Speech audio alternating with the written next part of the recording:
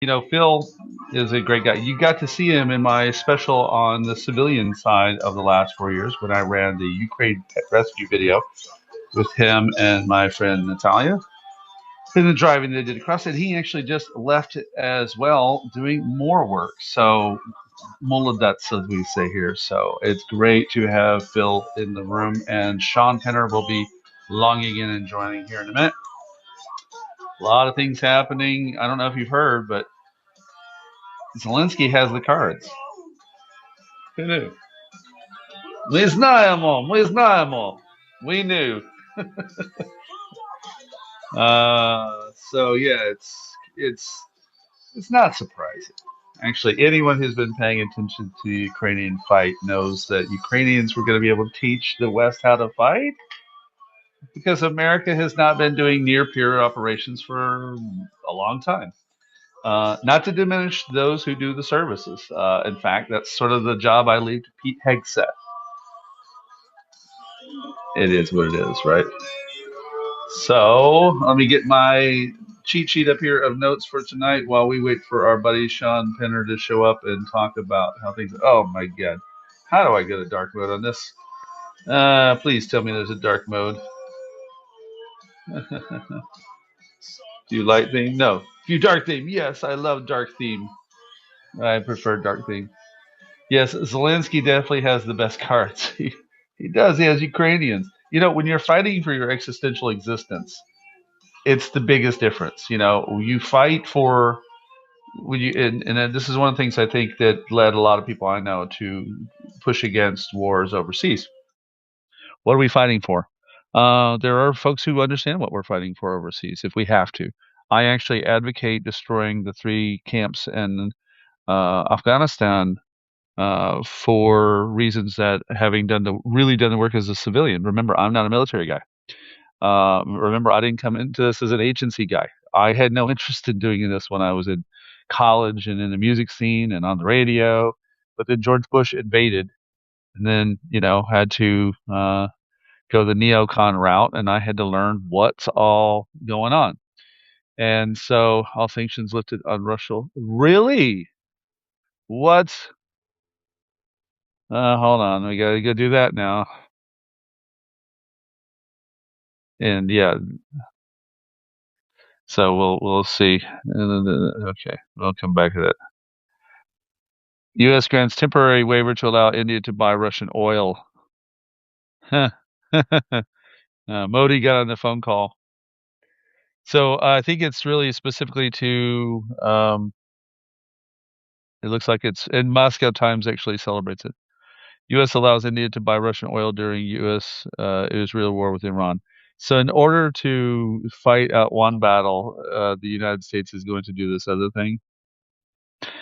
U.S. says, thank you for bringing that up, by the way. I appreciate that. You knew that's what we're here for. Let me also, if you don't mind, give me a second. I'm going to get this in the workspace here so we can see what everyone's saying. The wiretap. Let me get the chat up here so I can see what you're saying. I can see, and I broke my glasses earlier. I don't know if you all heard me say that in my earlier broadcast. I landed down hard on the couch, taking a nap to read, and all of a sudden I heard crunch, and I knew what it was. I understood. I knew how that was going to turn out. Actually, I'm surprised I didn't do it sooner. It happens. And these are meant to be durable. These have been through some shit. And the problem is, people said the other was like, fine, these. The problem is with these, this lens is not as in focus as this lens, so I don't like them. I'm walking around doing like in out, trying to see if I can see it. Yes, you can get them fixed. In fact, I can. I used super glue I already had. I didn't even have to go to the store for the super glue. I had super glue on hand and cleaned the glasses, fixed them myself, and got right back to work. And our brother is in from the UK. Shaun, I've always appreciated it when we have someone from the UK, someone from the US, also in UA. We're all in the U's. Isn't We that certainly cool? are. Yeah. Can you hear me okay? I hear you, UK. Yeah, well, that's good. We're back. We're back. I'm just back from the Isle of Man, so I thought we'd shoot the breeze with you for 10 minutes before let everybody. Yeah, yeah. Okay, So everybody. one of our great supporters here, she brought up that U.S. Eases sanctions on Russian oil sales to India during Iran conflict. Conflict. Can we get past this word conflict? We've seen rockets kill Yeah. 170 people, civilians. I'm just counting the civilians so far, and we're still calling it conflict. This is anyway, interesting term. So, how are It's a you? dreadful time, isn't it? Good. Yeah, yeah. Just been to the Isle of Man. Went to see Chris Swampy Garrett's family, who died, EOD guy that died last year in Ukraine. A good friend of mine who really started my love affair with Ukraine. And we went over to the Isle of Man to raise some money for charity. And we did. We raised several £1,000s for charity for Manx Hmm. support and Prevail, which was great. And then I met the governor of the Isle of Man. We had a bit of a break, did a couple of talks talking about Ukraine. We talked to about 200 people roughly in 2 days. So it was a really Hmm. good, worthwhile trip. And now I've sort of gone back to visit my family on the mainland and have a bit of a break here while I sort out some business and before I head back to Ukraine. Yeah. Well, I mean, I said this earlier. Being able to see people that matter in your life is a very big deal. My parents are gone. My family is essentially not My, here. So my my Ukrainian family. I feel good if I can go 2 kilometers away and go see my Ukrainian mom, and I haven't been over there in the last couple of weeks. Her birthday was actually on the 24th, and I messaged and sent a little voicemail, and it's only 2 kilometers away. I'm such a bum. I'm sorry I can't do much about the light at the moment. I'm sort of hotbedding it and just sort of in It's good. transition. But no, you see my mum's pet badger, stuffed badger she's got on here. It's like it's like a taxidermist dream in this Yeah, you got a study. taxidermy Yeah, special going on. yeah. So she's never had that so as long as I can remember this stuffed badger on there. But he's been on more TV shows than I can than probably me. To be fair, he was there as soon as I was Nice. exchanged. He was in the background. So I don't even know if he's Ah, got a name. To be fair. badgers. One of the things about badgers, when I was a cyclist, I was a big fan of Bernardino, and his nickname was the Badger. And it's because when cornered, they attack harder. Yeah. You don't want to get involved in a badger fight at the den itself. You're not going to win that. Uh, Speaking of No. releases, before we get into some of the things we wrote up, we had a No. 300. I thought it was two, what I heard first time, but they said 300 plus some civilians, a handful of civilians, returned home yesterday. And I saw some Marine flags in there. First Feodosia Yeah, I in there haven't as had a good well. look at the list yet. I think it was 200 and Yeah. then a 300. I think Kudinov said that there was going to be a significant prisoner exchange, and I didn't want to write Yeah. about any of it. And we did hear about it, and we didn't jinx it, and I didn't want to say anything. And I feel so the I'm same kind of way. hoping some friends are home, which is some good news on a pretty hectic since we last talked week. Yeah. We'll come to the hectic side. It's been It's crazy. crazy. Of the families I specifically have talked to that I know over the last 3 years, just because I know some of our viewers know my work, I have not heard someone receive someone home yesterday.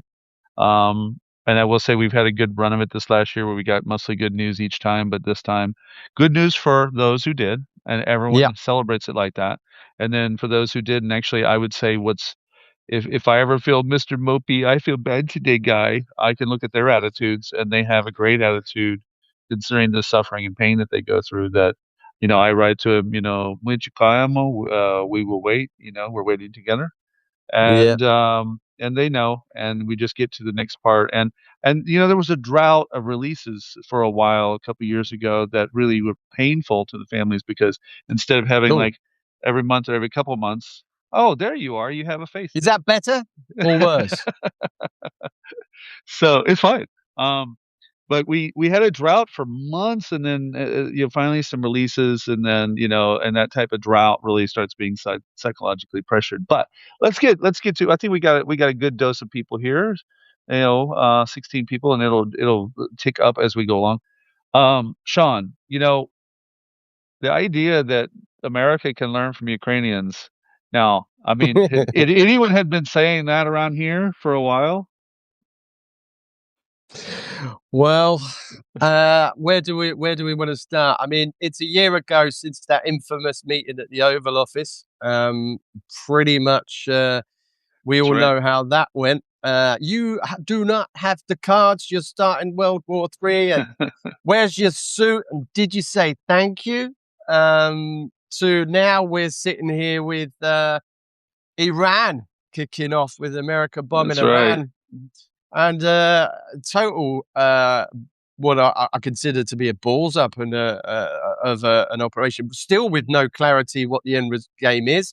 You know more about Iran than I do, and the mullahs and how they're going to fight this. And if this is good boots on the ground, being an urban environment, there's going to be many casualties if Americans put boots on the ground. And what's it for? Are they going to change the regime? Nobody knows yet. It's really, I don't see how they do it. Stuff. No. Well, I wrote an article a few days ago that was talking about the arsenal that, I had to do the research on, figure out who had what, and it's an antiquated time to compare 2003 to 2026, which is partially the point. But, I took the time to look up, like, what type of military tools did, and cyber tools, information tools, ally proxies did Iraq have compared to what Iran has now, and it's just night and day. The fight is completely different. Plus, you have essentially a stable civilization despite the oppression of the religious autocracy. You did not have that in the time of Saddam Hussein. You have that with Iran. You've had that with Iran for the longest time. So that's a huge, huge part of the problem. It's massive, and now you've got a situation where the president of the United States has pretty much spent a year challenging, military support for Ukraine. Pretty much offended every veteran in Europe and the UK by denouncing our sacrifices in Afghanistan. And the list goes on. He's totally, pulled away from Ukraine, support for Ukraine. Even in that year, entertained an ICC, indicted war criminal on US soil, trying to smooth it over with Russia. And now he's had to go cap in hand, or the Pentagon's had to ask for help to deal with the very drones that, Ukraine have been dealing with for the last 4 years. So it's an absolute clusterfuck of a policy by the Trump administration that now seems to have got itself into a situation. And still this week, Levitt, the White House press secretary, and I'm trying she to still has a job. Biden, someone else does it. By Biden and the framework for Biden and Zelensky and Ukraine being the problem for the situation they're in now, which is a load of garbage. This is another, sort of cross messaging from the Trump administration and the White House. Are now asking for Ukraine for help.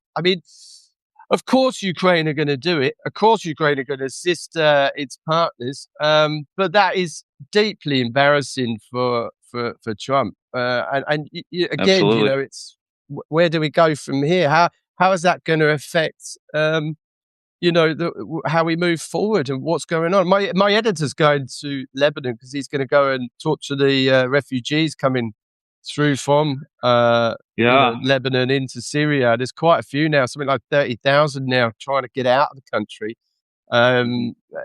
Essentially causing another, refugee crisis on top of the 6 million, internally displaced refugees in Ukraine, and those 4 million that left. And it's just chaos that's going on at the moment. Now the petrol pumps are going up. We see today, people are talking to me today in the UK saying the petrol prices have gone up, and there's a nervous feel about that. We're actually in World War III, and we have a little. We'll touch on a bit about Hungary and how that's going on later, because that is now manifesting into some pretty dicey words from both sides, with troop movements and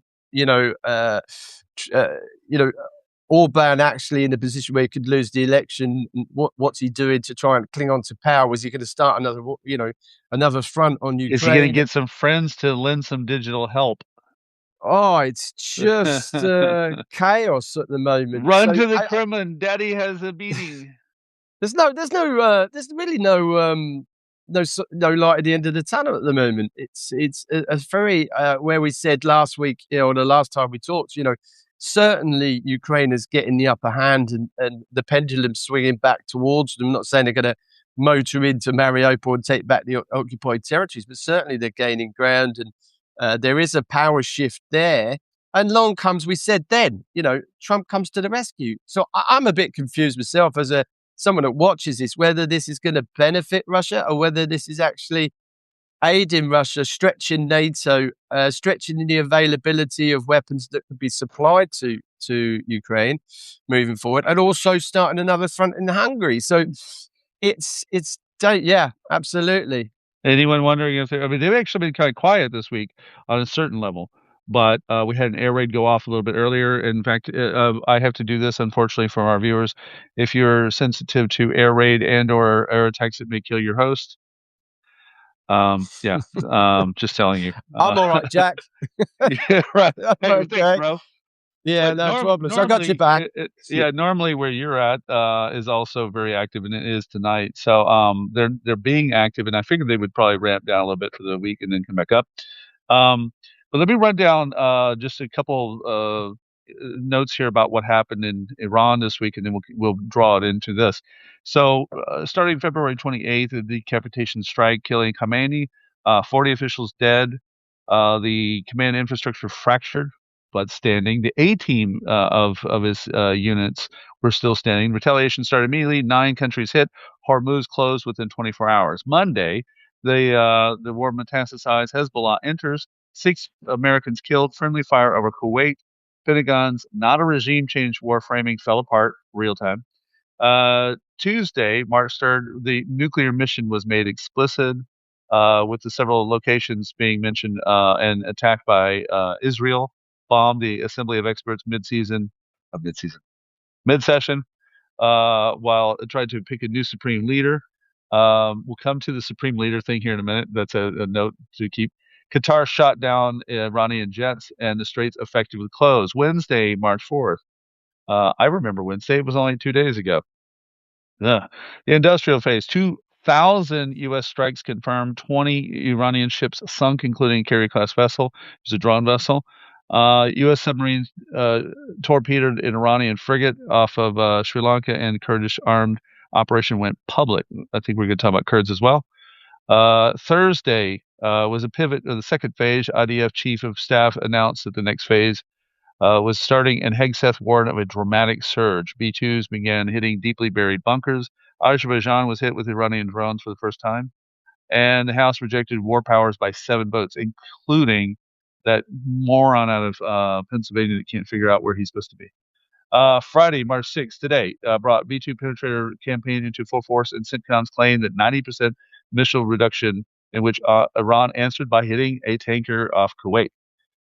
Weekend prediction centers around the Houthis' decision in succession crisis within Tehran on whether or not the Strait of Hormuz can be forced open, while the global economic damage has become unmanageable. And, I ran down a series of lists of which naval vessels were hit. Won't read it off here, but basically I'll put a little report together by Sunday. And also, and then brings it back to Ukraine. Zelensky said that at least 800 PAC missiles had been used as interceptors. Now, I don't know about you, but I never see them waste Patriots on Shaheds. Patriots are saved for Iskanders, Kinjals, and the attempts at trying to take out the big missiles. They're not wasted on Shaheds. So I don't know what they're firing at, and 800 PAC 3s. Again, it may not be aimed at Shaheds. It may be aimed at some of the incoming missiles, because we do know, you can see from the video in Israel, definitely missile attacks and strikes, as I was seeing in a lot of the sort of what I call neutral media, meaning that it's not the Russian media sector, but it's also not necessarily BBC, New York Times. You can see that the Iron Dome isn't so perfect, and therefore the fuck around find outside for Israel is notable. And I will remind one more thing, is that I know a lot of Israelis who absolutely despise Netanyahu. They see him in the same way most of my lefty friends see Dick Cheney, and he's also got a big grudge to deal with. His brother was killed years ago, so his whole psychology, I've always said, was rooted in that. So, but that Pact 3, I want to get back to Zelensky and throw it to you. Is that Pact 3 announcement of 800 at least expended? Zelensky says we haven't used that in the entire time of the war. How are you fighting Yeah. this? Go. It's absolutely again what we just discussed, an absolute cluster. It's not been thought out. I mean, let's just listen to Pete Hegseth talking. It sounds like he's on a Call of Duty mission. I mean, it's not strategic. It's not militarily what people are used to. So it beggars belief that you could actually open up another front. And I don't want to sound like a conspiracy theorist, but it all goes back to what people who are just joining us now will be going, why are they talking about Iran? And if you haven't just seen the news over the last week, this is incestuously all linked together. We've been saying it for a considerable amount of time. Is Trump launching this just to give Russia some breathing room, Russia some deflection from what they're doing in Ukraine? Or can we expect something big in Ukraine now? I mean, Putin, as we said in the last, is going through his own problems. But now, any sort of Patriot missiles we were going to get are now stopped. It's not going to happen for Ukraine. So it's a bit of a worrying time that the support from Ukraine could even wane further, and restricting NATO even buying back free Patriot missiles and hardware to support Ukraine. So there is that element to it. It just strikes me as odd that you would go into launch an offensive, a war, whatever you want to call it, whatever they're spinning it as. It's not a war. I was reading somewhere where they said taking out a submarine taking out an Iranian ship, yes, in another ocean denotes that it is a war because it's not regional. It's something different. It's bringing it to a new level in a way that essentially it could just go. It could spiral out of control.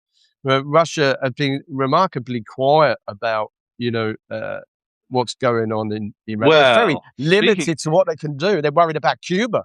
Exactly. Speaking of which, one of our great viewer listener friends here mentioned this to me when we were getting ready for the show. CNN headline: Russia is aiding Iran's war by providing intel on U.S. military targets. Say, and I'll just read the opening part.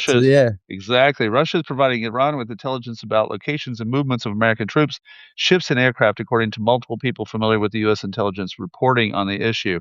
The first indication that Moscow has sought to get involved in the war. Now, this is one of the things about the folks that say, we're not at war with Russia, and why are we always hating on Russia, and Trump throwing out the red carpet. It's like, if you didn't realize that Russia is not your friend, then you're stupid, you're co-opted, you're corrupt, or you're deaf and dumb and blind. And now absolutely, here it is. They're targeting him again. Yeah. This is a president who's got a picture of him hanging up in the White House. It's just bizarre. And we've been saying it for so long. Vin lubit Putin, as we say in Ukrainian. Vin lubit Putin. He loves Putin. You just don't. You don't know what's going on in their heads. You sit there. I was never one of those guys with, as I said before, was compromat. I was never one believed that Russia had compromat on Trump and that he would do their bidding. Now I'm sitting there thinking, my God, what do they have on him? I'm absolutely turned. The Epstein files will link to this, as we apologize if we're going over, but some people may not have heard the last episode. But but we it's all incestuously linked. Russian intelligence, the Epstein files, compromat. Is he invaded? Is he launched an offensive campaign on Iran just to sort of deflect the problems he's got at home? Because just this week, Trump had more Epstein files released, ones that had him in it. That they pulled him out, and there's a thing called the Streisand effect. A lot of our viewers usually will be pretty sophisticated enough to know this term. The Streisand effect of, like, if you bury it and you try to hide it, it only brings more attention to it. If you sometimes there are ways to handle these things. So I put together a piece based on today, one of my articles that came out today, the senator, the pedophile in the Kremlin, and it's based in the really Catchy. amazing, yeah, the amazing read from on C-SPAN last night of Sheldon Whitehouse really picking apart the part of and let me say the part that leapt out to me why I wanted to do it was he filled in the information based on the Jeffrey Epstein file. See, I don't even think about Epstein so much I can't put his name in there. I'm very used to the Trump-Russia arguments. I know the Mueller report inside and out, except for what's redacted. Uh, if you know the case well enough, you can read behind the black marks. But he really took the time. Like the video that I put in the article is at least, hold on, how long? 48 minutes of a standing speech in an empty house, no less. And so I took the transcription, went over to Coffee and picked it apart. And he really glues together more of the actual compromise that we're talking about and we're concerned with by saying, really it is as real as the conspiracy theorists may have said. Now, I'm with you, at least in that my view has always been not to rely upon the compromise. And I Mm. still stick to my view, which is that his worldview aligns with the Russian desired model. So when Russia tries to put the Malorossiya article out there, little Ukraine is Ukraine is little Russia. Big boats, little boats is the way I call that. And so he definitely has the big boats, little boats mentality. And I think that mentality is more advantageous than the actual compromise. Because compromise works when you have shame, Yeah. I Yeah. assume, Yeah. Yeah. I keeps me out of assume. trouble. I'm not going to go to that strip bar down the street because I wouldn't want to be seen in the strip bar. Actually, I just don't like them, but It that type depends. of thing, I right? think it depends on the level of compromise. I mean, if it's seriously Fair, bad, fair. Yeah. if it's just an affair, like Stormy Daniels, I don't think he really gives a shit. Yeah, It's obviously not. doesn't give a shit. He'll just send a Yeah, lawyer out to but carry that when story. you start bringing in children into it and kids, and how far does this go? Then you're sort of thinking, hold on, I don't really want my family to realize that at some point there is some shame, I think, in there. And whatever, we don't know. We'll probably never know what actually they've got on him. Hmm. But clearly, I mean, this is we said before, it's in its embryonic stage. We're still learning more and more about this as it goes on, and then suddenly more invasions come along and more problems. So it's Hmm. like people don't want to get caught, and Right. and I don't want to think like that, but generally, I think that's what most people are thinking. There's some smoke. There's some smoke definitely, and there's got to be a fire, and we're going to find out Yeah, at some point. absolutely. Also, in that, let me go back to a comment just to put it on record here with our viewers is that my view of the dossier is to remember what a dossier, especially in that form, that 34 pages is. I had to do it when I was as a young person working in management. I worked for the regional manager to spy on both our other stores and the rivals. And in corporate intelligence, if you're hired, for instance, to assess a company, and you hear, I'm giving you a theoretical, not that it ever happened in front of me, but a theoretical that you hear the vice president of a software company is going to break off and go start his own company. And you research it and you research it and you just can't substantiate, but you definitely heard it once. You still want to put it in the fucking notes. If you don't put it Mm. in the fucking notes and the day that guy walks out and does something, that company that hired you to know what's happening comes up and says, did you know about this? Well, yeah, but I just couldn't substantiate. You couldn't substantiate it, so you didn't at least tell us at when you do a gradation of This may be a intelligence. problem. Yeah, that this Yeah, may yeah. be a forecast. So dossiers are designed to gather all things, and the Steele dossier in particular was not for public consumption yet. It was also not for the client level yet. It was Mm. intercepted, obviously, and this is public record. It was intercepted mid gathering, and therefore the public seeing it and go, oh, it's not true, it's not about what's true and not true, it's about what's being said. And Christopher Steele, who is a quality intel guy who knew these contacts, is gathering what's said. And you and I live in Ukraine. How many things do we hear that's said that winds up having an ounce of truth, maybe a lot of bullshit, but there's a little bit of an ounce of truth going on. There's a rival between Zelensky and Zelensky. Duh. Mm. But like, what does it mean? Well, if I just said it's on off switch, yes and no, that's really not how it works.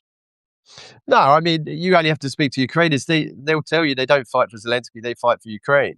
So Amen. even if Zelensky was dethroned and gone, somebody else, they would keep fighting. I mean, it's as Right. simple as that. They haven't got a choice. So, I mean, it was enough.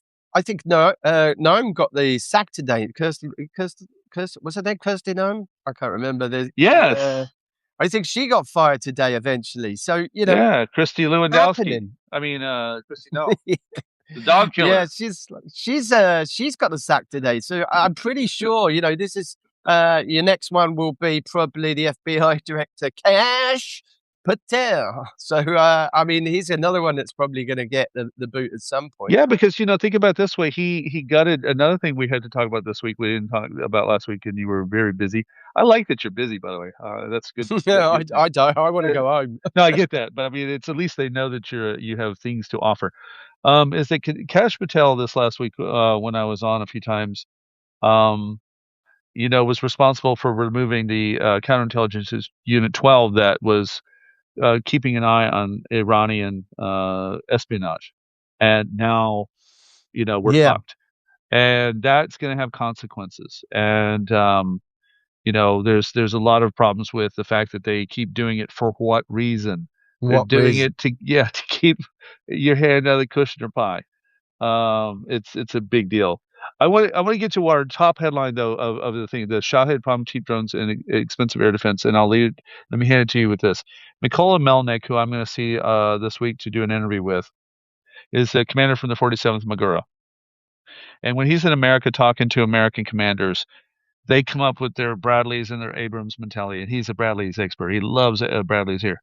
But he says, you have this $1 million tank. Yeah. All I have to do is top pop it for about, pull out the abacus, $700, $750, and I take that $1 million item out. No, you're so silly. Is he? Because that's what we have. We have that. I mean, you're going to see the similar things that are happening in Ukraine now over military bases in the Middle East.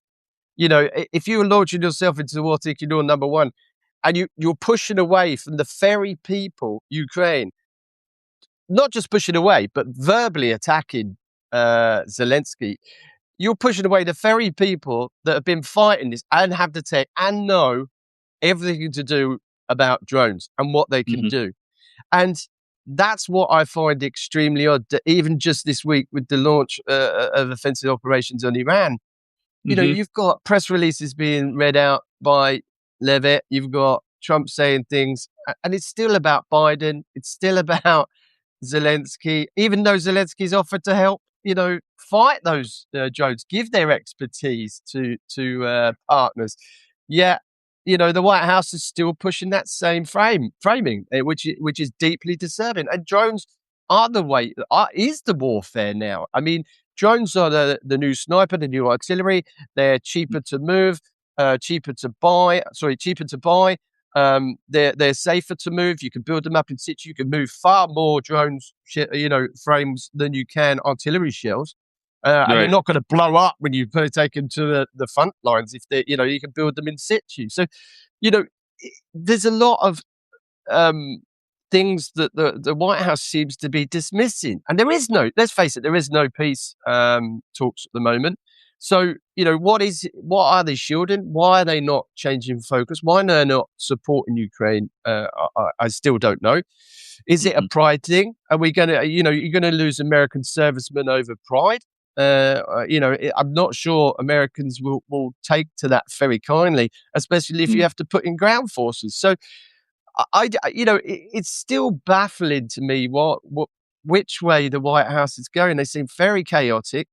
And I think a lot of why NATO and especially the Brits have got a hard time from Trump again, were quite slow to react, was because they wanted to make a point. You've just you've slacked us off for the last year. You've insulted all our veterans and our commitments in Afghanistan, and now you're calling on us to help you again? It's like, we will do. I know we will do, but I think that hesitance, because of the fact that the whole operation is not even congressional approved. So progressively improve. So I just wonder if that was it might be perceived as an illegal war. Why people are reluctant to just go on a defensive stance? I mean, once Iran started flinging their missiles and drones pretty much into every country, hitting bases in Cyprus, I think we've got a good reason to react now. However, UK's going through an absolute clusterfuck of a MOD, and you've got 6 destroyers, 3 of those are in dry dock. We're struggling with a 29 billion Ministry of Defence deficit. So we're struggling. What can we do with a defence force of 70,000? Probably 30,000 of those are actually, probably less than that, are actual teeth. So what can we do? We're fighting a war in Europe. This isn't. Trump portrays it as you're not helping us. Hold on a minute. We're fighting a continental war. That's not right. Iran. We're fighting a continental war that's involving 4 years, 1.2 million Russians who are casualties from this, millions displaced and killed. So, and Trump goes on the offensive to Britain and Starmer. And I think that is, talking to a lot of Brits here, it's probably a good time for me to come home. A lot of Brits here are, I would say, not happy with the way Starmer's handling immigration. But I mean, I see the same thing here as you see in Ukraine. People are just pissed at Trump and how, his stance on the UK and how he's interfering in politics. I don't think it's going to have essentially, there is a populist in Farage and Reform. So he does get a lot of support here because of the immigration, pushing the immigration agenda. But where it's come undone is Trump's total constantly attacking the UK is having a bit of a detrimental effect here, in my view. I think it's having a negativity because certainly veterans are starting to get, extremely annoyed about, their efforts in Afghanistan just to be, poo-pooed by Trump, who's not even formally apologised for his remarks. And 1 year earlier, it's clearly a framework and a stance because Vance was doing the same thing 12 months earlier, saying the same thing. So it's clearly an opinion and a framing that from the Trump administration. So they're calling into question the special military relationship this week, which the special relationship between us. I think that's that's not the case, but certainly Trump's, seems to be pissing on all of, America's longest serving allies at the moment. So where this goes, he doesn't respect them in the first place, and I appreciate that you've been a good voice for what British soldiers have to say about the service. And Sir Rod Stewart actually came out and retirement. I haven't seen him on stage in a long time. Comes out, basically just throws down and says, "How dare you?" Yeah, exactly. Yeah. I mean, I was angry. I mean, that was one of my biggest tweets of the year, I think, was that, the fact that I was angry at Trump for his comments about Afghanistan, and that just is, that's Denmark. That's all the allies, that he had a pop at. He's dealing with more with foreign policy now than he's dealing with any of the problems at home, Trump. I mean, he's clearly not wanting to deal with anything inside America at the moment. It's all about starting new wars, dealing with the one that you've got, fake peace talks. Still, somebody convince me that there's actually a peace talks going on. What's happened with it? It's now stalled. And we said, if he goes into Iran and starts bombing Iran, that's the peace done. That's now Russia now targeting Americans and American bases and giving that information to the Iranians, who are, an absolute Islamic shitheads, extremists. Yeah. The very people, the weird thing is, the very people, the right wing and the reforms of this world, the very people who are fighting immigration here are supporting Trump, who's exactly leading to Russia, who's leading the world towards Russia, who's now bombing Americans. It's like, what the hell is going on? Do you not see what your leader is siding with? Not saying anything bad about Putin and Russia, yet they're targeting. Well, I have the quote from. I have the quote from. By the way, to our friends who are here, if you have your various Twitter accounts, etc., please boost out that we're live here on Substack, because these other platforms do not let us know. They're not allowing on Facebook or X any announcements to off platforms. So it's a thing. Anyway, Scott Bessent, who's a really freaky dude. That dude, when I I've seen watch the him pictures talk, of it. Yeah. is well, when he talks, he's just robotic and distant. He's got no soul. So here's his It's tweet like earlier. a Thunderbirds puppet. It's like it's like a oh yeah. it's like a Good assessment. He says President Trump's energy agenda has resulted in oil and gas production reaching the highest levels ever recorded. To enable oil to keep flowing to the global market, the Treasury Department is issuing a temporary 30-day waiver to allow Indian refiners to purchase Russian oil. This deliberate short-term measure did not provide significant financial benefit to the Russian will not provide significant financial benefit to the Russian government, as it only authorizes transactions involving oil already stranded at sea. India is an essential partner of the United States, and we fully anticipate that New Delhi will ramp up purchases of U.S. oil. The stopgap measure will alleviate pressure caused by Iran's attempt to take global energy hostage. So let me address that and then throw it to you. Is that this phrase like the stopgap measure will of buying Russian shit will help buy American shit. A real negotiator who knows the art of the deal would say, Modi, we have oil. Okay. So don't worry about the Russian oil. How much do you need? But he didn't do that. it's to be honest, mate. I'm not going to pretend I'm an economist because I'm not. 'Cause somebody had Oh, just, I'm not either. but you But don't need to I be an get this kind economist. of business. I get this The kind of straits. business. You don't need to realize the amount of the world's oil and energy comes through the Strait of Hormuz. You're just sitting there watching that just get strangulated. Who's going to benefit from that? Well, it's certainly Mm, going to be Russia as being a provider of, quite a substantial amount of oil, even though their refineries are getting blown up by Ukraine. So it is Russia are going to benefit from the small price rise. I did read just before we came on actually that it's still lower than previous. The price per barrel of oil is lower mm. than before, but it's still going to increase up. I think it's up 15% the last time I looked. It might be up more now. So it is. They are going to get a kickstart and some benefits from that. So it is a worrying aspect that I think looking here over the last week, the price per litre has gone up about 8 to 10p per litre, depending on where you go. Some of the petrol Mhm. stations have got no petrol in already because people are panic buying. So, Right. that's only going to go up considerably more because of what he's done in Iran. I just don't understand why you would launch, America of all people would launch a war with Iran, knowing that they don't have the drone the capability to deal with Shaheeds, because that they Hmm. could just keep making them and launching them all day long, and they're just going out hitting bases. And we've seen that happen. One of the biggest fears in the UK is a Shadow Fleet tanker just popping up with similar to what we saw in Operation Spider's Web. Suddenly, 2 cargo containers open Right. up, and you've Right. got drone swarms coming out of Shadow Fleet tankers, because they're unregulated, and that's one of the biggest. We could end up with drones coming into the UK. So that's getting talked about a lot now. We've also talking about, excuse me, how Mossad and the Israelis use cameras to Yeah. target Khamenei. And, London is one of the most videoed camera cities It on really the is. planet.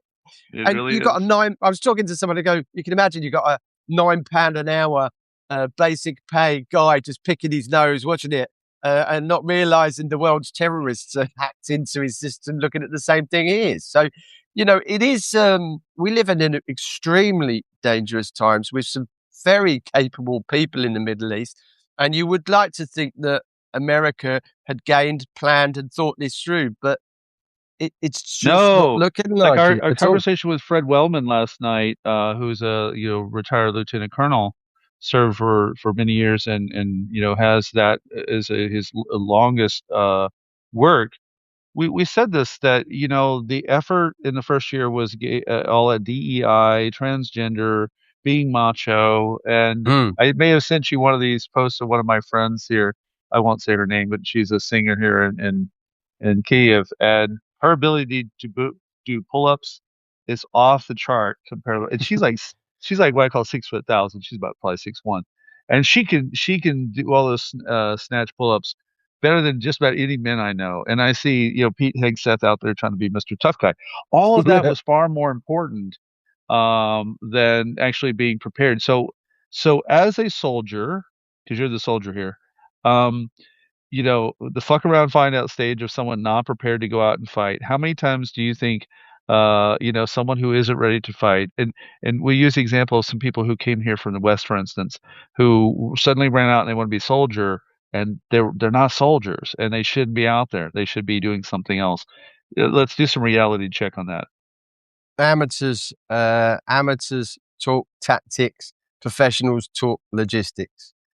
That's generally so true in any professional military. Before you even get down to the water mitters and the spaceship door gunners and the underwater knife fighting instructors that turn up to places like Ukraine, you've got the problem in Ukraine and essentially Russia that you're now training up people that formerly worked as car washers in IT, doing other jobs. They're not career soldiers. Both sides have gone through their armies. And whatever armies that Ukraine had, a lot of those are still being held, especially in Mariupol, being held in captivity. So, you've got all these ill-trained people coming in. The only good, the well-trained ones are going to be special forces guys or the drone operators. Right. Essentially, that whole war side of war is fought differently in the Middle East, as you know, as I know. Right. It's essentially people that believe they were put there by God and fight for, to the death and with an ideology that, it's an honor to die. I've been to Syria. I've seen the Shahed culture, they call it, which is like, it's an honor to die for what I believe in. And I was always going, well, actually, the one that wins the war is the ones with the most guys left over. You don't particularly want to die, but that's not how they think in let's deal with that, since you actually have that history. Two parts of that is, right now we're talking about whether or not the Kurds will be weaponized yet again, even though no one will honor their homeland. But a regular, conventional, even super disciplined soldier versus someone who's working on the end time scenario. It doesn't seem like a mixed match or mismatch in a fight. Well, look at how root. Ukraine has done. You can have. I was pretty confident before the full-scale invasion in Ukraine that we'll give them a bloody nose. And I said to you before, we haven't just done that. We've given them a right hook, a left hook, got them on the ropes. Giving them a standing count. When you're fighting an enemy in their own country, it's incredibly tough. And an aggressor doesn't have a great track record in history. Look how far the Nazis got before they were beaten back and eventually lost the war, all the way to the English Channel. So, they don't have, and you can keep going far back as that. America had its Vietnam. How did that go? Most Americans will go, yeah, well, you lost every single battle we took part in. And they go, yeah, and what happened?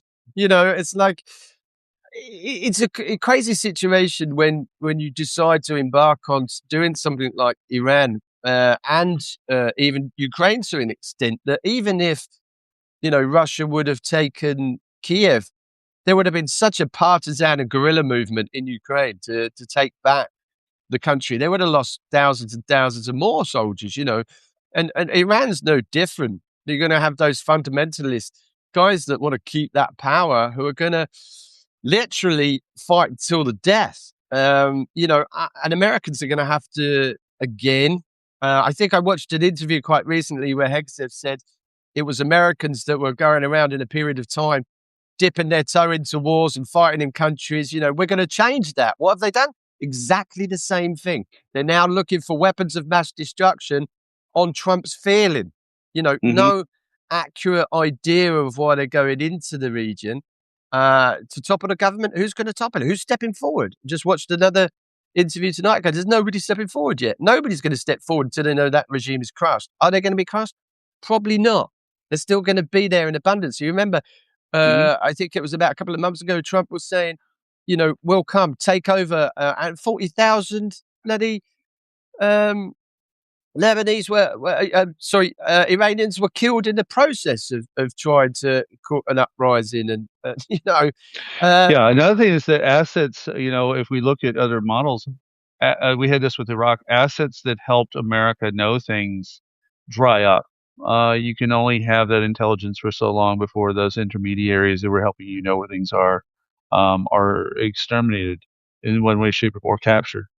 And it's going to be a big deal. And by the way, I thank you for tomorrow or this weekend's article, because the headline will be Sun Tzu in the Graveyard of Foreign Occupations. Yeah, they're just pulling out these headlines now. It's like, just give me a headline. I'll write an article over coffee. We don't. I mean, people. We're talking a lot about Iran, but it is incestuously linked now. The proxy wars, America, Russia, the supply of ballistics, the supply of drones, the defense capabilities, NATO. It's all linked now. I mean, we've said for a while, probably 6 or 7 months. It's a world war we're in. Just nobody wants to call it that. They're just bearing ahead. Absolutely. And I don't know how we're going to get out of it. Now, I don't know the UK mindset about a lot of things, because I only get to watch, whatever's aired on Guardian or BBC News, etc. And I try, but in America, the land of the crazies right now, there's this. I wrote an article this week about all those who said, never war, no war in Iran was Tulsi Gabbard's sales pitch, actually selling T-shirts with this. And I audited as many of those as I could find. I spent several hours trying to find as many quotes as possible from all those fuckers who were just absolutely apoplectic that Kamala Harris was going to go out and start a war with Iran. And now, even like Alex Jones, is crying with Nick Fuentes that they feel betrayed, that the things they always said that they believed in were not going to be true. But all of us go, but that's what you fucking voted for. That's exactly what you voted for. Absolutely. And in order to stop the Epstein files from being a big deal, why not start a war? You voted Trump in. I mean, that's it's. I want to make plans in Ukraine. I want to go home. I certainly don't. I'm not a fan of the Iranian regime. Let's put it that way. They've came in, they've supplied weapons that have killed many Ukrainians here. The financial aid to do that, and the tech and the knowledge. Shahed's not a Russian word for starters. It's that's how far they've come in. So it is striking how it to everybody, to a lot of military people, how Iran hasn't helped. It's not helping Ukraine. We're still yet to see the impacts of this on Ukraine. I mean, the thing that worries me at the moment is the Hungarian rhetoric. I mean, it's gonna. Are they pushing in to open up a second front to invade? You've seen he wants to take back the pipeline and open it up, not negotiate or talk. He wants to, right. And that's met some hostile reaction from Zelensky today, where now people are saying he wants Orban killed, and it's not quite like that at all. But you can see the propaganda taking shape with people projecting their side of it, that Zelensky's money laundering, when it's a bank that was a bank crew that was abducted in Hungary, and a Ukrainian bank. So you can see them angling these the Orban administration angling these jobs to put it into the public domain, that Zelensky's still money laundering shit ton of money. Exactly. And he wants me dead, and this is all because Orban's losing his grip on power, and he can see it waning away. So, one of the scariest thoughts are that he just brings in martial law and stops the elections. I can pretty much see a lot of people in Hungary going nuts at that. But Hungary's got its own problems, deflecting his own issues. I mean, they've got their own paedophile scandals, their own Epstein files involving the schools in Hungary, which we touched on before. So right. He's doing his best to really shift the blame. Every other tweet is Zelensky and Ukrainians. I mean, he's seeing Ukrainians in his sleep at the moment, Orban. But that really does worry me, because how that might stretch the Ukrainians, I don't know. But if it's anything like America, they can lose a lot of lives coming into a drone war. Which I've got a lot of faith in. The Ukrainians have had a lot of experience in in putting together. So, he's going to think twice about coming across the border, surely. I don't know if my teammate had signed in because we have 33, but one of my NatSec media team buddies is a drone builder, and we talked about AI, digital arrays like you see in entertainment shows where 1,000 drones do light shows, and I said, if you weaponize that, and I'll go even further to say when I wrote Hacking ISIS book about, mainly it was about propaganda, but I had to address the hackers. The hackers were really suck, which is good news. CC and all those groups and Mm. Cyber Caliphate. And the thing is there was a chapter I wrote up, even though I wouldn't put it in the book and didn't turn it into the publisher, about what would I do with the same resources. And there's a reason why I didn't write that, or I didn't send it out, was because I don't want to give away that manual. Um, and now we have the reality, like you just said this earlier, a reverse or a different version of Operation Spiderweb that an enemy launches. If someone were to bring a crate of FPV style drones, these like digital drone setups, and were to be able to deploy them, there is no real EW in electronic warfare for those. There is no EW in America that's tuned to what is tuned here. Here you can't do that shit. Both sides are so sensitive at that front line that you that's why we're at the optical level. But what if you're in the Nebraska, you're in Nevada, you're in Ohio somewhere. There's none of that sitting in the farms. There's none of that sitting in the cities. And I think one of the points you put in here in our bullet points for tonight is the drone war has gone global, and that includes the defense against those things. It's incredibly hard. When you've got an enemy as fanatical as the Iranians, who just today, I think they said on the press that several Iranian spies were in the UK with just been arrested. So, Yeah. you're talking about a nation that would stick a dirty bomb in, Paris or Berlin, or, those guys really don't care. They will do that now for sure. Right.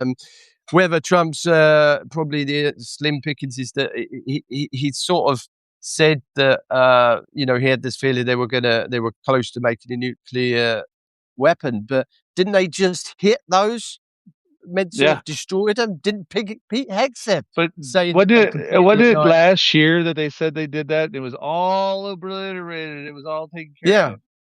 So now, fast forward a year later, I mean, Trump's got it wrong on so many occasions now. I mean, this is just another one, I think, that could be his undoing. It could be the final nail in the coffin for Trump, to be honest. Right. I mean, the reaction to just 6 guys being killed was incredible. Russia's sustained 1.2 million casualties, and in the US, you're quite rightly upset that 6 people lost their lives because of this. So, the balance, Russia's playing that card. The Iranians are playing that card. They know if they kill a lot of Americans, there's going to be a lot of pressure on Trump at home.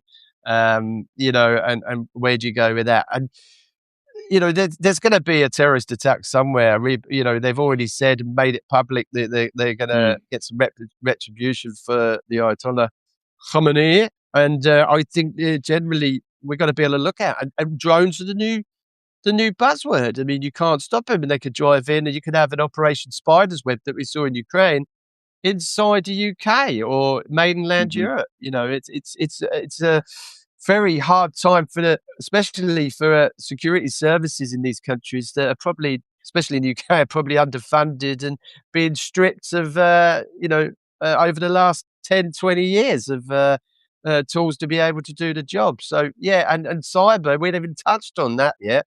I mean, that's a continual threat anyway. Yeah. The NHS in the UK, they've hit various organisations, and that's constantly ongoing. We've got the Chinese in on that as well. So, this is really dark times. I have an APT, Advanced Persistent Threat article that I'm working on about the Iranian hackers as part of the one I did this week. Again, for the viewers who are just joining us, I have a few articles this week on these items. And one I did the other day was the difference between the fight we had in 2003 against the Iraqis and the fight we have at modern times against the Iranians. And what the Iraqis did not have, or at least it wasn't substantial enough, that the Iranians definitely have is they have APT level hackers. And for the viewers to think about what that means to you guys is the advanced persistent threat. So advanced meaning that the quality of the software, the quality of the knowledge base, and the application is top notch, and it's institutional level. Typically, almost always, and nearly exclusively, it's nation state. Um, the persistent side is the fact that you have literally a bureau, just like the Russians have 26165, 74455 GRU units. Um, they have shifts, they have coffee, they have the lights on, there's whatever food they want, they're in rotation shifts. And there's an advanced structure that's designed to keep them focused. And thus, because of this, they have that particular level of threat. Well, Iranians have those threats also covered. And I will, at some point in the middle of all the things I like to write, I will get this one finished. But I want to write it from a point of view that's useful to the reader. I don't want to just pour the data on page. I want to see, like, how do you make sure that your hospital systems are protected, your banking systems, protected. What type of vulnerabilities are they going to look at, and what do people need to understand about them? So I want to go to what in our list here we had the Ukraine's attacks inside Russia, and you want to comment a little bit about what's happening on that end? Which specific one? Number 3, Ukraine's long-range drone war inside Russia. Okay. I've just missed that. I skipped through that quite quickly. That's all right. Yeah, I mean, I've missed a lot. To be honest, I've missed a lot of the news with the traveling this week. So you might have to fill in a bit on that. But you may just read it. Yeah. I can just pump it out. Yeah. Yeah. The Novosibirsk strike. We have Reuters reported that 172 Ukrainian drones overnight, including 67 over the Black Sea and 66 over Krasnodar region, struck the Sheskharis oil terminal, hitting 6 to 7 loading facilities. Also, these are specific, outlets to the the Black Sea oil terminals, loading in about 700,000 barrels per day. And also, we have at large, we've seen this increase of Ukraine hitting these very important nodes inside Russia using, again, low cost compared to the nation state levels that we're talking about with the United States, low cost tech to hit this. And our new Minister of Defense, Mikhail Fedorov, is aces at this. I went to Brave One Tech Valley last September. I've been watching this development the entire time, but I've also been watching his particular attitude, which is to bring in investors, everything from the FPV, the ground units, the Magura Sea Baby units, to components, even, because as you know here, just like Russia has to watch for finding out where their various servos go to make FPV drones, etc. The Ukrainians go through the same thing. So there was a Brave One component expo, I guess, not really an expo, but it was sort of like an expo here in Kyiv, where investors are brought in to show, here are the types of small items that normally would be outsourced are being created right here. The only thing that they wanted was reasonable R&D here, show us that it works, show us that you're the one to invest in. And they're connecting with outside investors and developers to say, yeah, we have the tech and the tools to be able to upload that, upgrade that, into a better standing. So when you have that kind of very modern, especially he's a young fellow, Fedorov, you have that young energy that says, all right, think we can't do it? Yeah, well, here's what we're going to do. And in fact, one of our experts in drones just jumped into the chat here, so I know he'll appreciate this. The development has been in line with how the war evolves. So instead of having an antiquated, stuck in old mindset of we're going to come in with tanks, we're going to lob missiles, we're going to do all these things that America's going to do. Yeah, blitzkrieg, right? You have a different type of warfare here in this drone warfare that's very responsive. And frankly, the tech that's out there has to be very fresh. It does not matter what you developed as a UGV, unmanned ground vehicle in 2022, 2023, or even 2024, maybe even 2025. We need to know that you just tested it in the last 2 fucking months. It has to be tested near the front. It does not need to be tested in, like even in Lviv, to be honest with you, tests that are too far away from the front are useless, and they're not interested in talking. And that is why Ukraine is still able to hold itself through this war. Very much so. And that comes into that strange strategic stalemate, for 4 years. Well, it's not. I mean, I keep people, there's a wrong word, probably stalemate, but certainly some things from the very off, the full-scale invasion, Ukraine has always fought for time. It's always pulled back, allowed Russians to come into killing areas, kill them, keep pulling back, hold it on until they could possibly can't get anymore. They've always done that for, a lot of the Western media really struggled to deal with the tactics of, we're never going to get in a bun fight on those opening days in a trench on trench situation because we'd have been mowed down. They're the vast superior numbers. So we had to fight and withdraw. And I mean, that's been going on for 4 years. The flip side of that now is that, in the last sort of year and a half to 2 years, there's been a power shift, as I keep talking to people about.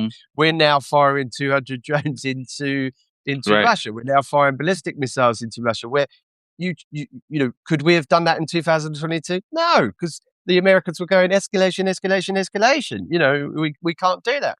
Now we're hitting those recycling plants, those command nodes, logistic routes.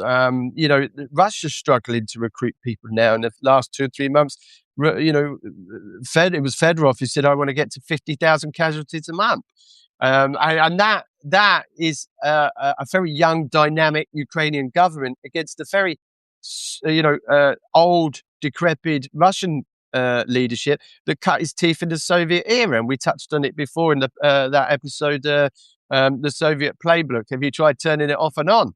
Because that's a knee-jerk reaction to what's going on in Russia, with a lot of the mill bloggers now criticizing the leadership and how they've got into this. Has now got closing up shop with Western social media and trying to take them back to the Soviet era where they could control, watch, look, and see who's right and what about who. And that's where the paranoia now in Russia is visible. To the point where the ripples of discontent are actually growing in Russia. I still don't think you're going to see a coup or anything like that. But we said the same thing about Gorbachev. We said the same thing when Prigozhin went and did his mutiny and into nobody was touching him driving towards Moscow. People were actually cheering, taking pictures with him. So, they're all Russia's, they're all Kremlin's, they're all Putin's done. It's just paper over the cracks. So it is pretty brittle. And it's stuff like now where the blackouts in Belgrade and Russia and Moscow and recycling, centers are being, recycling plants are being hit, where certainly, the average Russian doesn't earn a great deal. 800 to £1,000 a month, is a salary paycheck for a Russian. When you start 50%, 60% of your salary is going on food and fuel, or no fuel in some places, in some cases, and you're losing family members, 1.2 million. The propaganda can't hide that gap between, what was promised, which was a 3-day SMO, to a full-scale war. Lost, sustained 1.2 million casualties. The propaganda can't keep up with that. It just can't. So what we've seen, as I touched on in the last episode, was that swagger's gone. The now Russian propaganda is fighting fires, and the quickest way to do that is to control the social media and what people see. So this is where Russia's at. So how this Iran situation affects that moving forward, I don't know. This is the thing to tell the viewers to go and look out for, in the coming months, because this is, as I said, I kept pointing out that whenever Russia gets in trouble, Trump seems to come to the rescue. And that's where I'm sitting there. I don't want to think it, but the back of my head is sort of looking for the why, why this could be beneficial to Russia, because Trump's now really launched an invasion or whatever you want to call it, really not having, to use his own words, to Steve Witkoff's words, it's a silly, operation. And, it doesn't seem that the American military has the cards on this or thought about it, and now you're sitting there with the Ukrainians being asked to help to deal with drone and Shahed one-way drone attack drones. It is very humbling to see, that they've asked Ukraine for help. But like I said earlier, the same breath, they're slagging off Biden and Ukrainians for the situation they're in. So it's a very, very difficult thing to really understand what's going on. Even for a professional, we can only guess. Well, thanks to our conversation, I pulled up my son. I always keep Sun Tzu here beside me. I know what the article for the weekend will be. And there's in the second chapter, Waging War. When you engage in actual fighting, if victory is long in coming, men's weapons will grow dull and their ardor will be dampened. And if you lay siege to a town, you exhaust your strength. And again, and this is the most important line, if the campaign is protracted, the resources of state will not equal the strain. No. And that's the deal. I mean, England went to war in Afghanistan a century plus ago. The Soviet Union expended itself in Afghanistan, and that's a near territory. The United States has done it. The United States did it in Vietnam, did it in Iraq, did it in Afghanistan, and now Russia's doing it here. And you highlighted the point about what it means back home is that there's a point of saturation where it will hit. And AP, I put this also in our notes there as part of what you. By the way, Shaun, you do great, man. I love when you put these good bullet points together. What's on your mind? So I've one of the quotes from AP this week: the drone age will not arrive in theory papers. It arrived over Ukrainian cities, and now everyone else is catching up to lessons Ukraine paid for in blood. Absolutely. Ooh. I mean, I was writing something similar to that. When you went to a good write, I thought everybody else was writing the same article, to be honest. When I put it out, I was like, from you don't have the cards to, can you give us a hand? Can we borrow a few of your cards? That's Right. where the Trump administration is at the moment.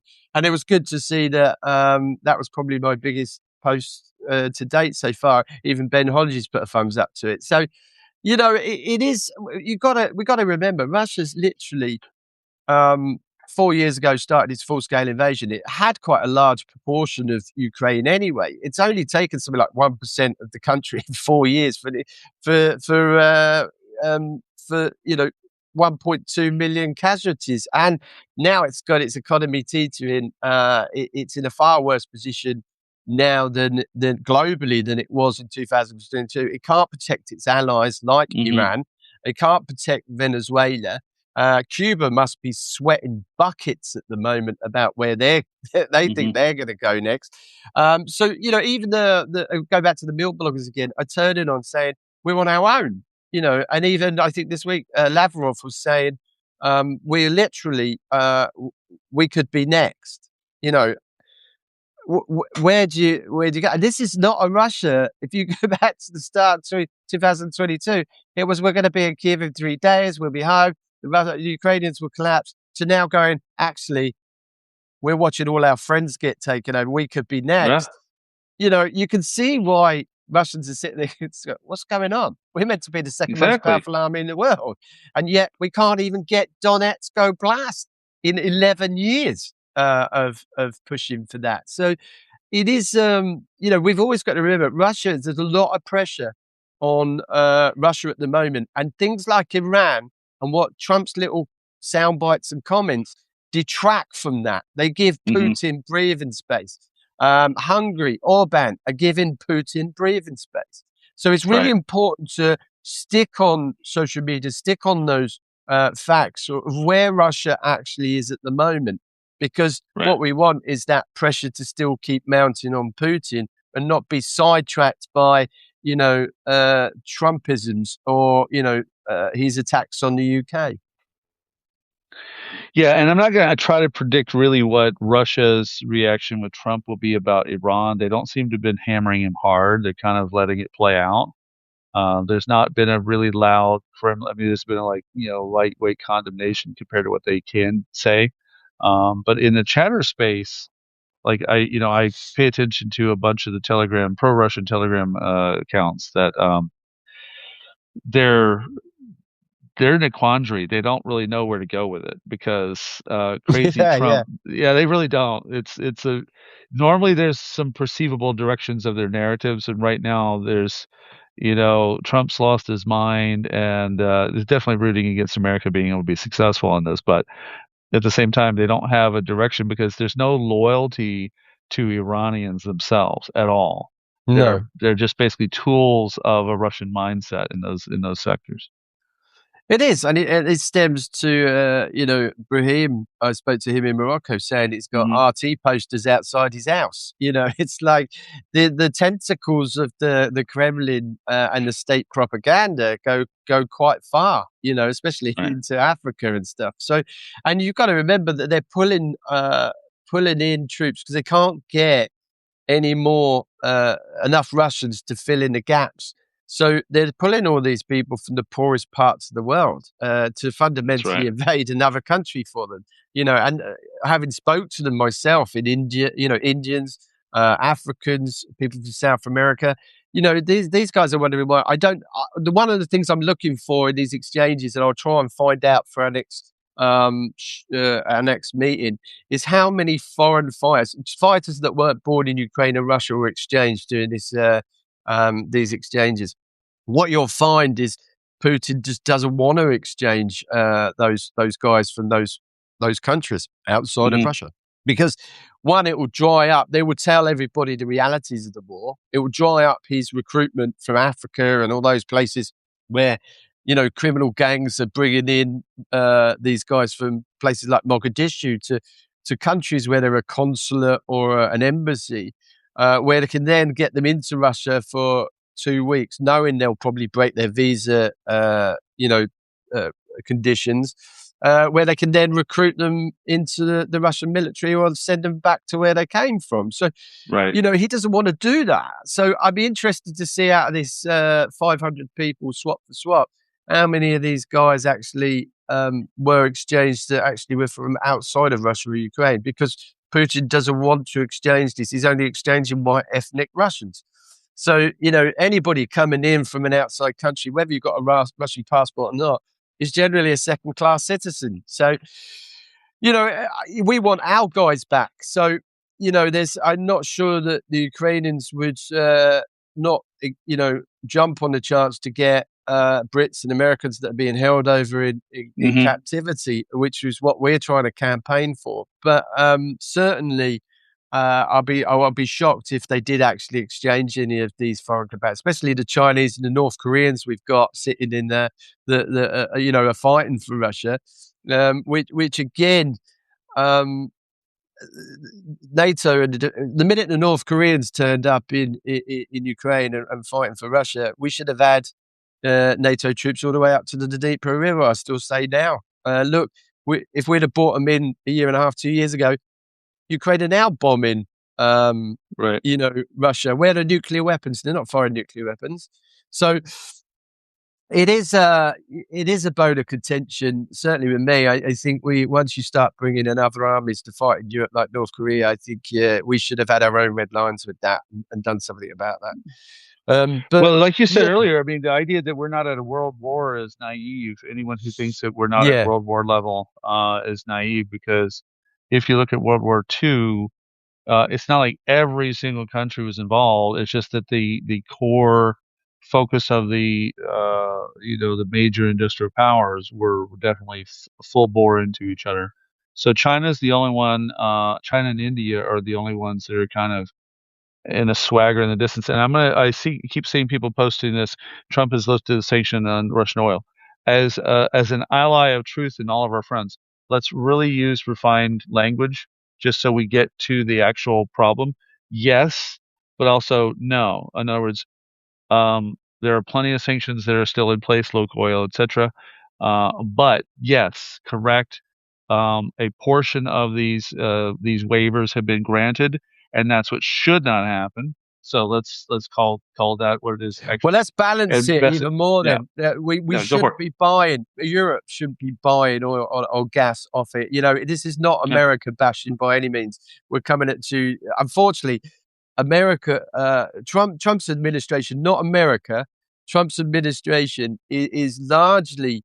How many times have you heard him say he's going to pull back from Ukraine, but then not, and right. pushed in even more? And Matt, you know, it's not. He's just stopped sanctions on Belarus, some of the Belarusian aerospace companies. Right. You know, he's released sanctions for some of the leading diplomats that Russia is sending over, like Kirill Dmitriev, who's funneling and funding Steve Witkoff's businesses.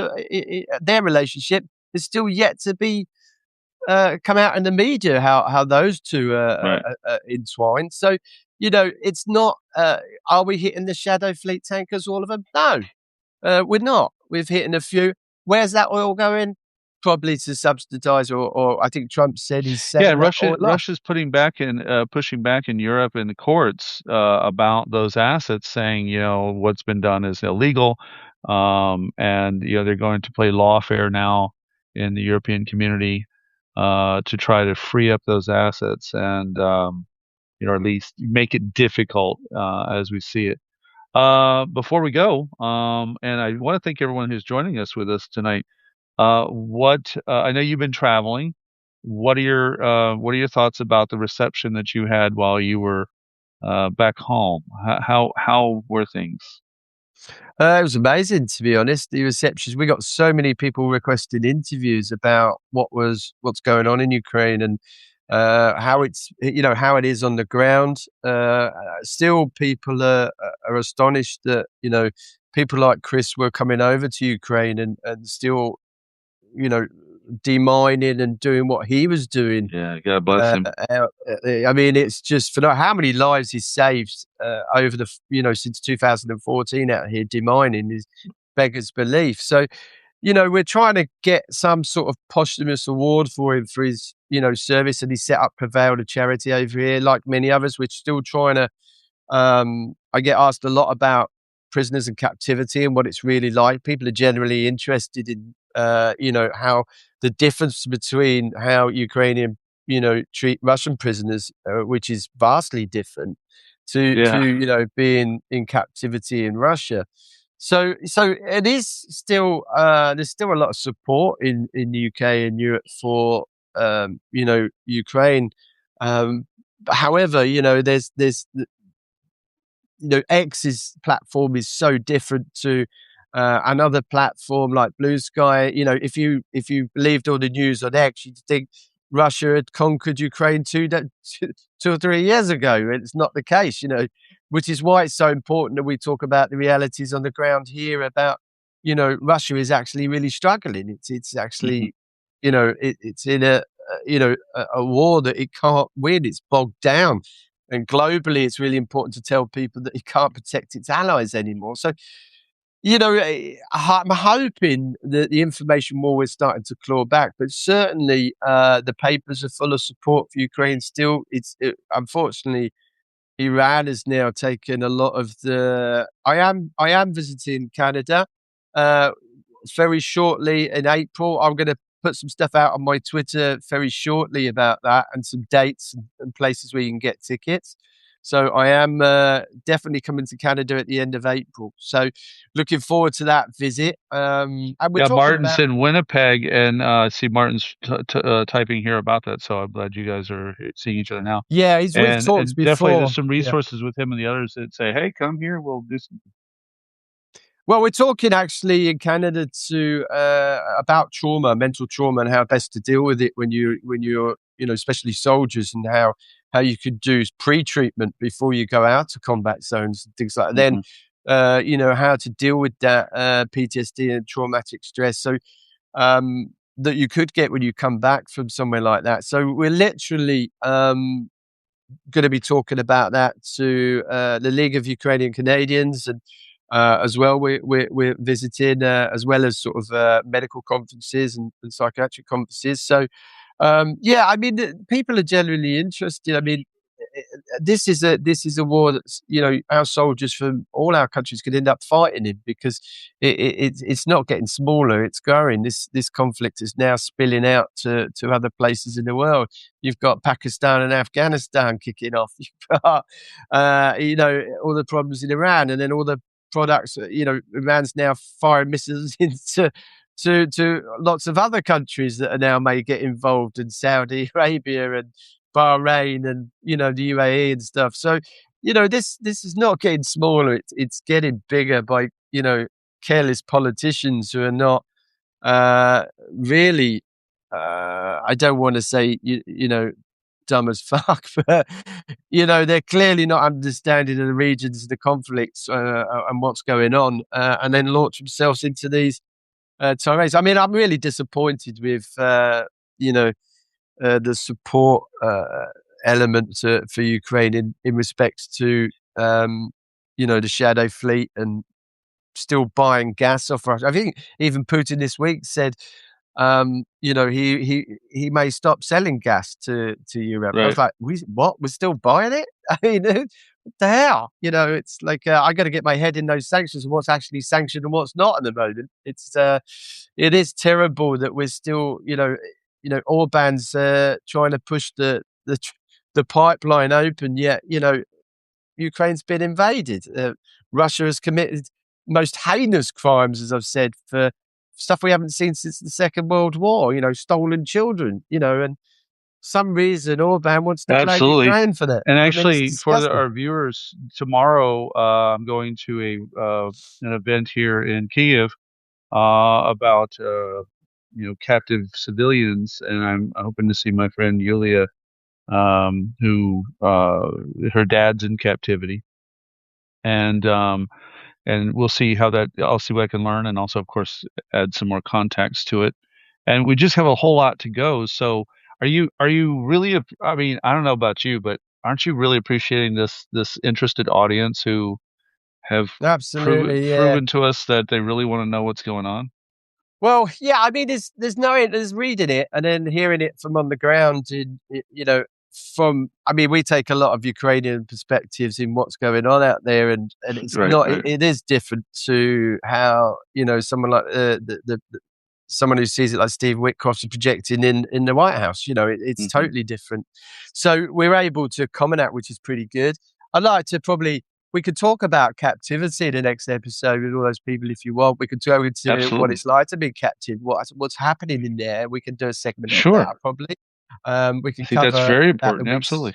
Yeah, we can talk about that. And I've just done a couple of talks, which has got me revved up and in the mood. And we bring in a bit of humour with it, and I can bring some stories into it, and we can talk about that. And I think that'd be quite good for people to understand. Well, one of my team guys is in this chat with us, and we're planning on coming down Dnipro and hanging out with you and Dimko. So that'd be cool. We could do also a filming of that. But I would like to actually also invite you to join me when we have some time to go out to Lviv.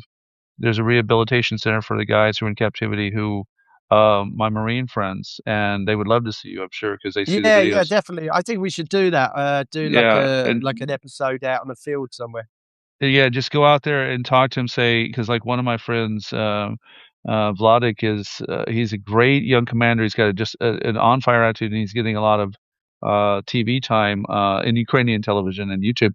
But Artur and Vladislav, who came home, who I'm very close to, their wives and them now. They got featured. Artur got featured in an hour-long, YouTube interview the other day, and I was like, man, I just love seeing you, but more importantly, I'm glad that we could hear what's happening out there, and people need to hear. We will do exactly what you just said. People need to hear what exactly does it mean. What are the the tools that they use to terrorize and oppress both the soldiers and the civilians. So we got to do that. Yeah, just so you understand that what these under the been through. So and every story needs to be told, documented, because we need to get the word out. What what Russia's doing in the occupied territories is just a spin-off, unless I don't know. to what I went through in captivity. It's just, it's occupation, coercive, jailed, they're imprisoned and not given basic human rights. And so if you can tell you what they do in prisons to prisoners of war, you're going to be shocked what's going on in the occupied territories when they're under Russian control. On Tuesday, we actually have my friend Leniie Umerova, who is a journalist, Crimean journalist who was in captivity, and she spoke at the Empty Chairs event, which I aired last week. So Tuesday night, roughly this time, 10 o'clock Kyiv time, we'll go live with her, and I'll be honest, I don't know what to expect, because sometimes, especially when we talk to someone who went through that, who I know the emotions on my end get to be pretty heavy, because I really care about these folks, and they're so, especially when you get to hug them and see them, and they're not two-dimensional on television. No offense to people we see only in two-dimensional terms, but we do. A lot of people, that's the only way they get to see you or Aiden and the Ukrainians. But when you're physically standing around them and you feel their spirit and you feel how they are, very protective. So I hope our viewers will join there. And of course, follow Shaun's account. If you're already subscribed, consider a paid subscription. If you're not subscribing, you're just seeing it, tag on and also consider paid subscription. And man, people are really digging what you're doing. I dig what you're doing. I'm glad to be working with you. And yeah, me too. We'll be here this time next week. Well, I'll be back in Ukraine next week, so we're definitely Martin. I'll catch you. I'll get you on the back channels, Martin, and we'll have a chat. Yeah, certainly. I can't wait to get back. We've got some amazing projects we're going to line up and hopefully put together when I get back to Ukraine. So, and I want to see my wife and my cat. Yeah, right. So I'm desperate to see my cat again, as well as my wife. I have to say that, not necessarily in that order, but right. Yeah. Well, definitely. I'll be back in only about 30 minutes, because we'll be starting up the show with Mark Zaid in under 1 hour. In about 30 minutes, I'll fire this back up. And so I hope people will join us. We're going to talk about the king of whistleblower knowledge and his fight against the Trump administration and the clearance system that they've been weaponizing. Also, since you guys like to think about Russia, we will definitely be talking about what he learned about the Havana syndrome, the sonic attacks that were going on in Cuba. I might listen to that, actually. Oh yeah, come on back. We're not going anywhere. We're just gonna switch the bad channels over, same bad channel, different bad time. Somebody just put, glad you mentioned the wife first. Right. Cheers, Larissa's a saint. So thank you, brother. We'll see you shortly, and don't forget again to follow Shaun's posts, and we will be doing a lot more there. Love you, bro. Yeah, see you later, mate. Check it. Bye, everybody. All right. Everyone knows. Slava Ukraini. Slava. И пиздец Російській Федерації.